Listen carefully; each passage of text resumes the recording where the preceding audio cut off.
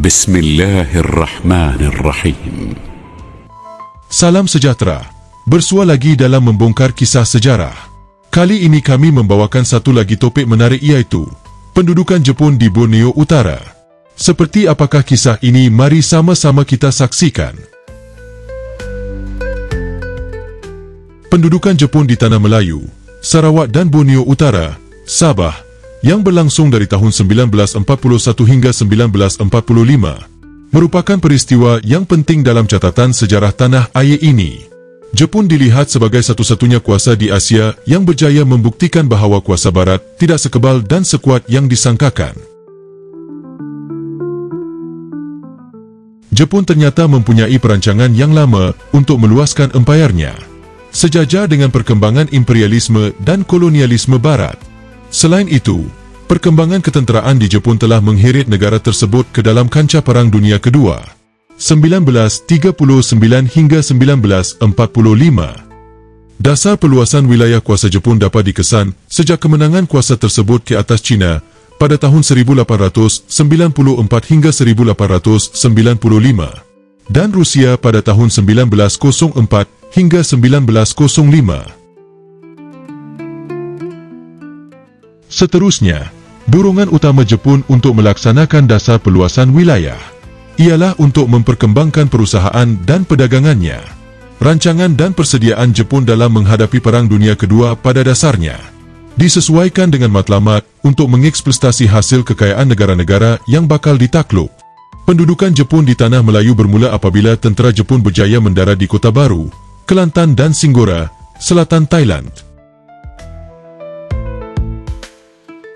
Tentera Jepun kemudiannya berjaya menawan Kuala Lumpur pada 11 Januari 1942, manakala Singapura pula telah ditawan pada 15 Februari 1942. Pendudukan Jepun di Sarawak berlaku apabila tentera Jepun berjaya menakluk Kuching pada 25 Disember 1941 dan di Sabah pada 1 Januari 1942. Semasa berlakunya Perang Dunia Kedua, Tanah Melayu terlibat secara langsung sebagai salah satu medan peperangan dan pertempuran. Pihak Jepun mengambil masa hanya selama 70 hari Tanah Melayu, Sarawak dan Borneo Utara yang diakhiri dengan penyerahan pihak British di bawah Lieutenant General A. Percidal di Singapura pada 15 Disember 1942. Sejurus berjaya menakluki sepenuhnya Tanah Melayu, Sarawak dan Borneo Utara, maka bermulalah pemerintahan Jepun di ketiga-tiga wilayah ini selama kira-kira 3,5 tahun. Pentadbiran di Tanah Melayu termasuk Sarawak dan Borneo Utara telah dilaksanakan. Di bawah pentadbiran tentera telah dijalankan di bawah arahan seorang jeneral Jepun yang berpusat di Singapura. Pihak Jepun dilihat banyak melakukan perkara-perkara yang berhubung dengan kelancaran pemerintahan ketenteraannya di negara ini, baik berhubung dengan aspek politik, ekonomi, sosial maupun bidang pertahanan. Namun begitu, pendudukan Jepun di negara ini yang berlangsung selama 3,5 tahun dilihat telah meninggalkan kesan yang amat mendalam kepada masyarakat di Tanah Melayu, Sarawak dan Borneo Utara. Namun demikian, terdapat juga kesan positif yang dapat dikesan melalui pendudukan Jepun di negara ini. Oleh itu, kisah ini diceritakan oleh sejarah bangsa kita untuk mengupas secara kritis sejauh manakah pendudukan Jepun di Tanah Melayu, Sarawak dan Borneo Utara telah memberikan kesan yang mendalam kepada kehidupan masyarakat di ketiga-tiga wilayah dari sudut ekonomi dan sosial. Kemerosotan ekonomi. Pendudukan Jepun di Tanah Melayu, Sarawak dan Borneo Utara dilihat telah memberikan kesan yang mendalam kepada kehidupan masyarakat, terutama sekali dari sudut ekonomi. Hal ini berikutan daripada berlakunya kemerosotan ekonomi yang telah membebankan kehidupan seharian masyarakat. Keadaan ekonomi tempatan dilihat menjadi semakin meleset akibat daripada peperangan yang berlanjutan. Walaupun pihak Jepun mengambil langkah bagi mengatasi masalah ekonomi yang berlaku, namun keadaan semakin bertambah buruk dari semasa ke semasa. Keadaan bekalan barang-barang yang berkurangan dan peningkatan harga yang mendadak menyukarkan kehidupan rakyat pada masa itu. Rakyat terpaksa menghadapi masalah kekurangan barangan makanan, pakaian dan barangan keperluan harian yang lain. Hal ini disebabkan oleh keadaan peperangan yang berlanjutan, di mana kapal-kapal barang atau dagang turut terpaksa digunakan untuk tujuan peperangan atau menghadapi ancaman diserang pihak musuh. Akibatnya barangan-barangan pengguna semakin berkurangan dan bahan mentah tidak dapat dipasarkan. Malahan aktiviti import dan ekspor yang cuba dijalankan oleh pihak Jepun tidak berjaya kerana perjalanan kapal dagangan yang tidak selamat berikutan keadaan peperangan yang berlanjutan. Selain itu, kemelesetan ekonomi semasa era pendudukan Jepun juga telah disebabkan oleh berlakunya kemusnahan industri perusahaan getah dan pelombongan biji timah. Hal ini disebabkan oleh beberapa faktor seperti ketiadaan tadbir urus yang baik oleh pemerintah Jepun. Pihak Jepun dilihat hanya mementingkan dasar mencukupkan makanan untuk diri sendiri dan tidak menggalakkan penanaman getah. Pokok-pokok dan ladang-ladang getah ditebang dan dibersihkan oleh pihak Jepun untuk tujuan penanaman tanaman yang menjadi sumber makanan.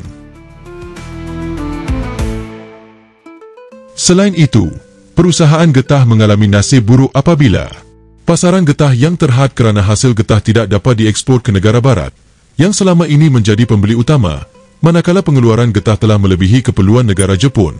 Hal ini akhirnya menyebabkan kemerosotan perusahaan getah sehingga menyebabkan ladang-ladang getah terbiar dan buruh-buruh mengalami tekanan hidup. Sektor pelombongan turut terjejas dan tergendala apabila lombong-lombong kecil yang diuruskan oleh pengusaha-pengusaha Cina telah terjejas akibat tekanan ekonomi. Kemerosotan bekalan beras. Kesan negatif seterusnya yang dapat dilihat dari sudut ekonomi ialah berlakunya permasalahan bekalan makanan terutama sekali beras.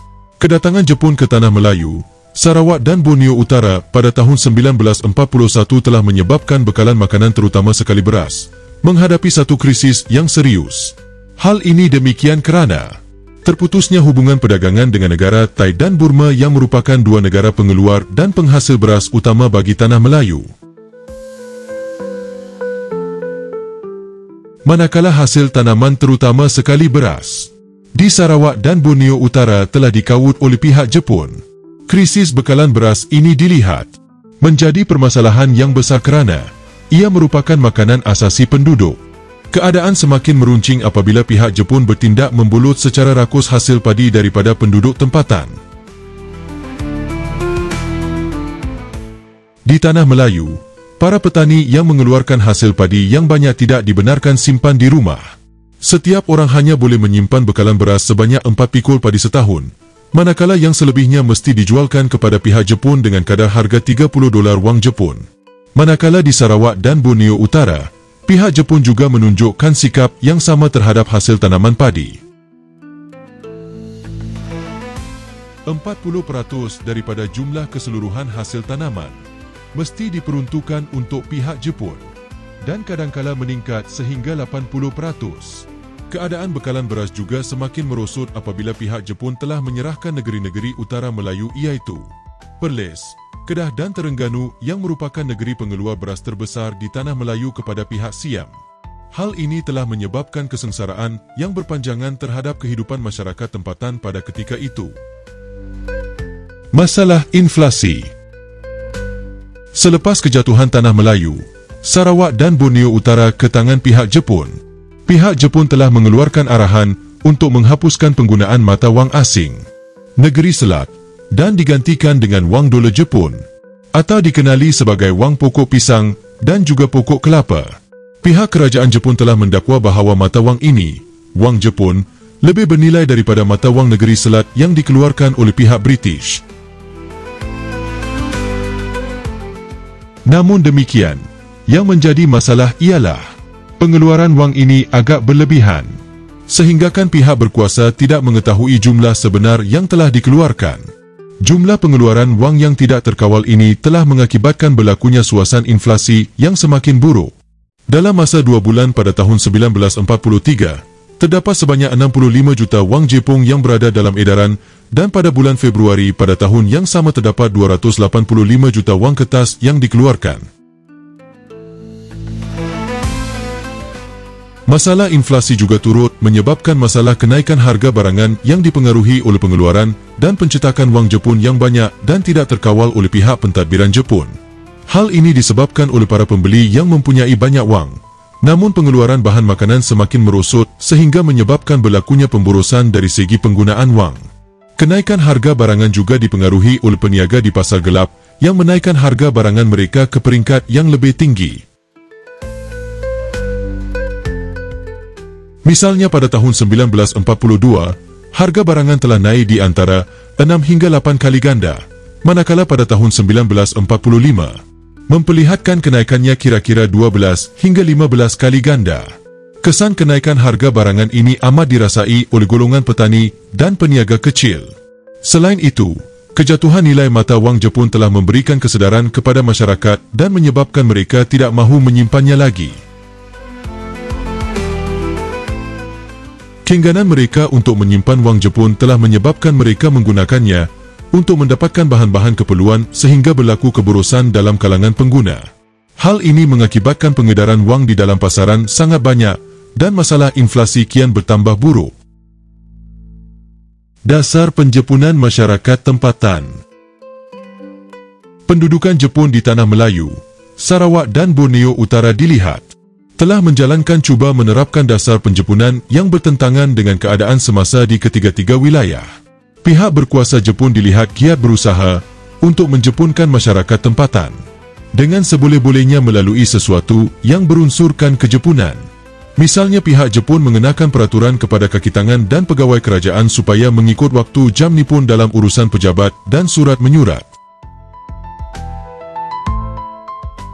Selain itu, penduduk tempatan juga digesa supaya menggunakan kalender Jepun untuk menggantikan kalender Masihi. Pihak Jepun juga telah berusaha dengan begitu bersungguh-sungguh untuk menjadikan bahasa Jepun sebagai bahasa rasmi di pejabat dan dalam urusan kerajaan. Di samping itu, sebagai menjalankan proses penjepunan, pihak Jepun meneruskan dasar-dasar penjepunan ke atas sistem persekolahan di Tanah Melayu, Sarawak dan Borneo Utara.